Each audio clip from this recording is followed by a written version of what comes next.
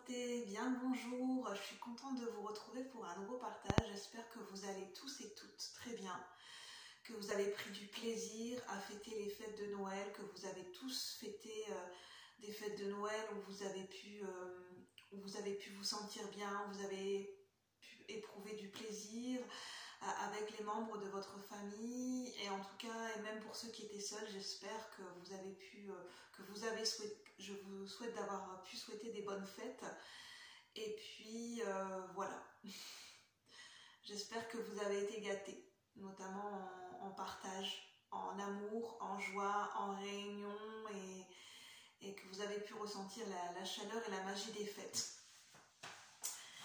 Donc je souhaite également la bienvenue à ceux et celles, aux nouveaux, à ceux et celles qui passent par ce partage, et puis je vous remercie pour vos abonnements et puis pour votre présence. Aujourd'hui j'avais envie de vous retrouver pour un nouveau partage. J'avais beaucoup d'idées, je m'étais dit que j'allais me reposer, et puis je prends le temps de me reposer parce que j'ai de plus en plus besoin, je ressens, et ça sera le sujet de cette vidéo, je ferai le lien, j'ai de plus en plus besoin de reposer, de recharger mes énergies, et je le ressens de plus en plus souvent en fait. Notamment comment dire, si je suis amenée à voir des gens, que je peux être en présence de foule, ou bien avoir des conversations avec des gens, ça prend toute mon attention parce que mon énergie est très, comment dire, comme ma sensibilité, je capte beaucoup de choses, elle a beaucoup augmenté ma sensibilité, comme je vous expliquais. C'est très prenant pour moi au niveau visuel, au niveau sensitif, je ressens énormément de choses quand je suis connectée aux gens, quand je suis connectée aux énergies des lieux, aux énergies de tout ce qui m'environne. Je ressens beaucoup de détails, beaucoup de connexions et beaucoup de ressentis au niveau de mon corps, au niveau mental, au niveau émotionnel. Et l'air de rien, mine de rien, il y a des moments où j'ai besoin de me recharger, de me reposer, parce que je suis beaucoup sollicitée au niveau énergétique. Et je commence à m'en rendre compte, et ce qui est génial, c'est que mes guides sont là pour me le faire savoir, pour me le faire sentir. Je suis accompagnée par rapport à ça, et j'ai l'énergie des fées qui s'est invitée à moi depuis hier. Et d'ailleurs je vous ferai une vidéo pour vous faire découvrir l'énergie des fées, parce que de plus en plus je découvre ce que c'est que l'énergie des fées, je crée un contact, et de plus en plus je trouve ça magique, je trouve ça féerique, et je pense que les fées ont beaucoup de choses à nous apporter, l'énergie des fées, donc vous voyez comment ça résonne pour vous. Donc je vous ferai une vidéo là-dessus, et aujourd'hui j'avais envie de vous faire un partage par rapport à... J'étais en train de regarder si c'était en train de tourner la caméra, oui. Un partage sur l'énergie guérisseuse, parce que pour ceux et celles qui ne me connaissent pas, je fais partie, j'ai une énergie guérisseuse, je le sais déjà depuis, j'en ai pris conscience tout doucement depuis déjà quelques mois. J'ai eu des signes et des synchronicités qui m'ont mis sur la voie par mes guides pour dire que je faisais partie de la famille d'âmes des guérisseurs. Et j'avais envie de vous parler de qu'est-ce que c'est à l'heure actuelle, qu'est-ce que c'est qu'être guérisseur, et qu'est-ce qui est important de savoir et de connaître quand on est guérisseur.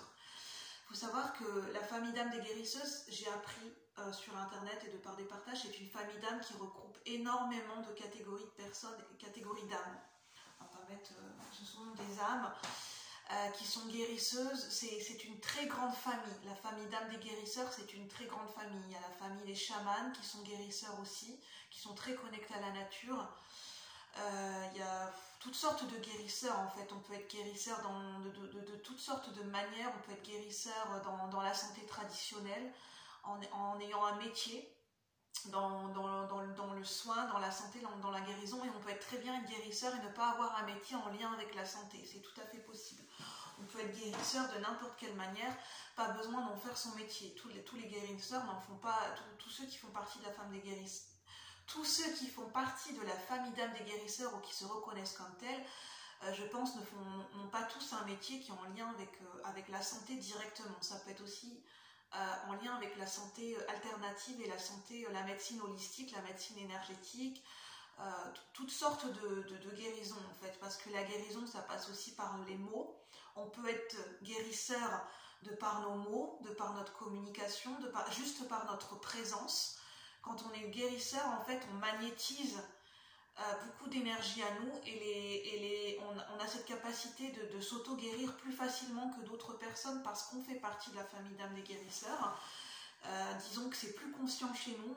Quand on commence à découvrir notre capacité de guérisseur, on se rend compte qu'on a cette capacité d'auto-guérison.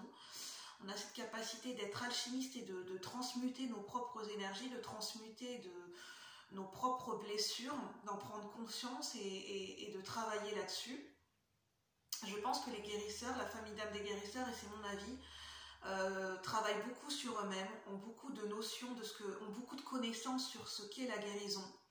Nous avons des connaissances qui sont innées sur la guérison, sur la santé, des connaissances qui nous viennent en fait qui coulent dans nos veines, qui coulent dans notre âme, parce que nous sommes, généralement quand on fait partie de la famille d'âme des guérisseurs, on l'est depuis plusieurs générations, ça peut venir de nos ancêtres. Notre âme est guérisseur depuis plusieurs vies, depuis plusieurs incarnations, si vous êtes adepte de cette croyance, bien sûr.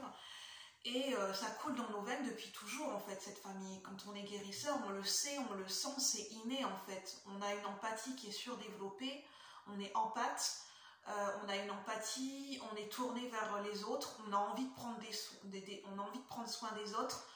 On est très clairvoyant, quand on est guérisseur, on est clairvoyant, on sait ce qui va pouvoir aider les autres, on est très à l'écoute des ressentis, on peut percevoir les émotions, on peut être très connecté et savoir ce que l'autre peut avoir besoin.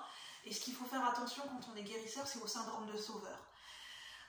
On est là pour aider les autres, à les accompagner dans leur propre guérison, mais on n'est pas là pour les forcer et on n'est pas là pour faire à leur place et on n'est pas là pour...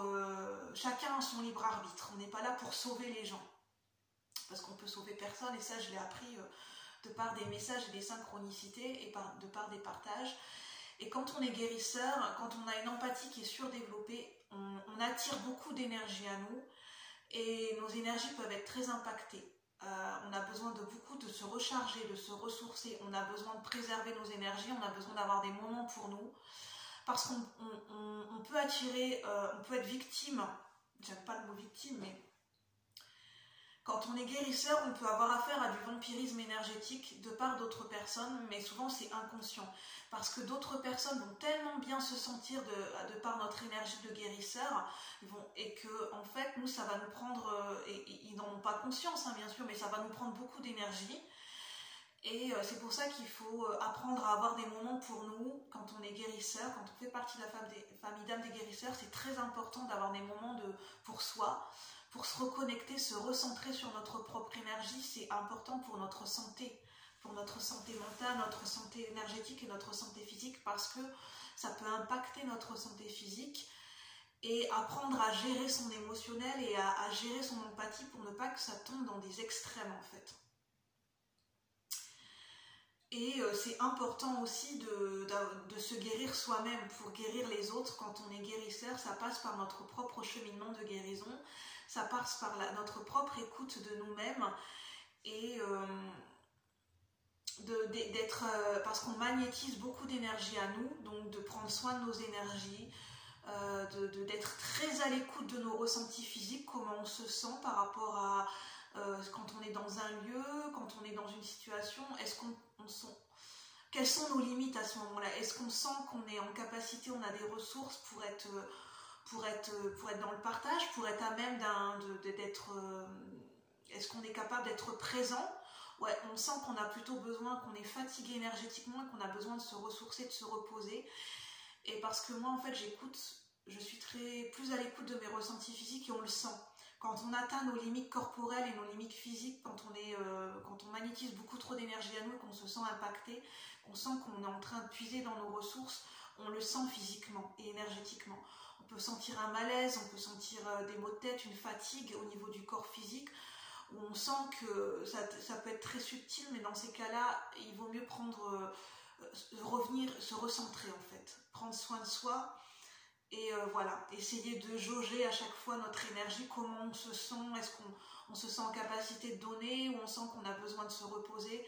c'est important d'apprendre à jauger quand on fait partie de la famille d'âme des guérisseurs, parce qu'on magnétise beaucoup d'énergie à nous et en fait on apporte des choses, on apporte une énergie de bienveillance et de guérison aux gens qui sont autour de nous quand on... Et forcément, à un moment donné, on a besoin de se recharger en énergie, on a besoin de faire attention à nos ressources, parce qu'on a besoin aussi de garder des ressources pour nous, en fait. C'est un échange énergétique qui est équitable, d'apprendre à être dans l'équité entre le donner et le recevoir. Parce que quand on est guérisseur, on a tendance à vouloir beaucoup donner. Inconsciemment, on donne beaucoup de notre personne parce qu'on aime aider les autres, on est dans cette empathie, on s'en rend même plus compte. On est tellement dans l'empathie qu'on donne beaucoup de notre personne, on donne notre temps, on a à cœur que les gens se sentent bien, qu'on a tendance à s'oublier soi-même. Et ce qui peut arriver, c'est qu'après on se décentre, on ne sait plus, on a du mal à percevoir nos propres énergies et on a du mal on n'est plus en phase avec nous-mêmes en fait. Et c'est important d'apprendre aussi à se donner à soi-même et de donner, mais de voir si on reçoit et si on est dans une relation aussi, dans un échange qui est épanouissant et nourrissant aussi pour nous-mêmes.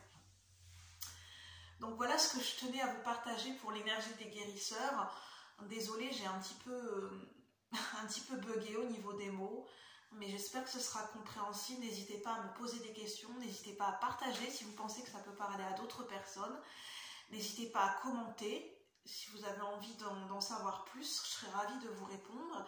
Et puis, je vous souhaite de prendre du plaisir, de prendre soin de vous et je vous retrouve pour de nouveaux partages. Bye bye la communauté, merci.